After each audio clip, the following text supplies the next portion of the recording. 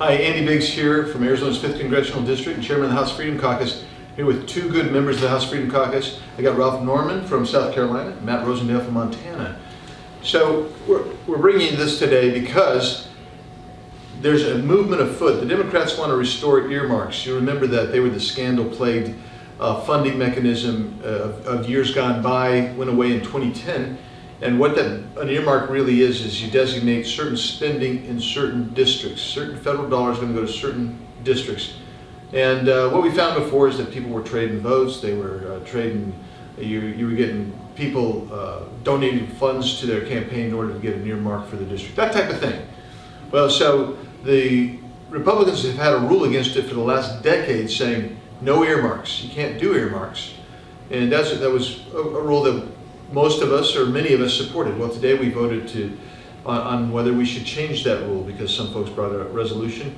And we actually did change the rule, so now earmarks are okay by the Republican rules. And it passed a very tight vote in some respects, very close, pretty evenly divided conference. But I wanted to bring two of my good friends here to get their reactions. So we'll start with Ralph, and then we'll go to Matt. So Ralph, tell us what you're thinking on that. Just what you said, Andy. Two things. One is spending money we don't have. We're $30 trillion in debt. And earmarks, as Andy said, breeds corruption. You swap off. I mean, they say, well, we'll give you this for your district, however good that earmark is, supposedly. But here's what comes with it. You have to vote this way on something you may completely disagree with. So it's a bad policy.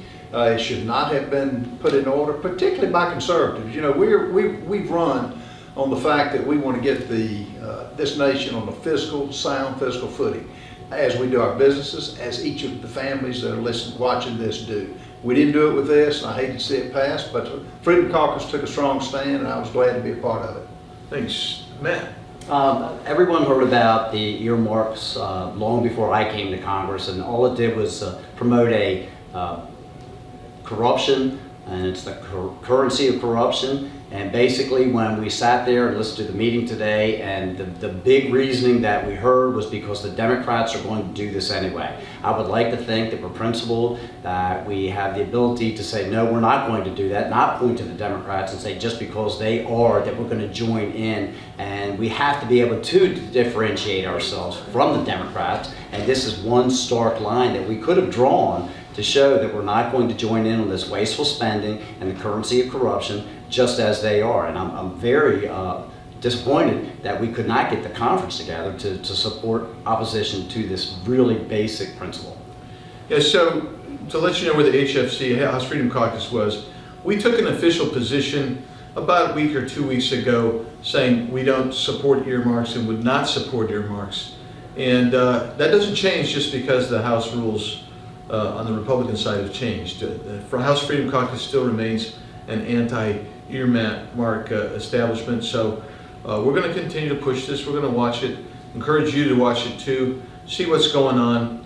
And you know, we are your servants. We work for you. We have no authority but what you delegate to us by your vote, and we're going to do our best to keep and honor the principles we recognize are constitutional and the promises we've made to you.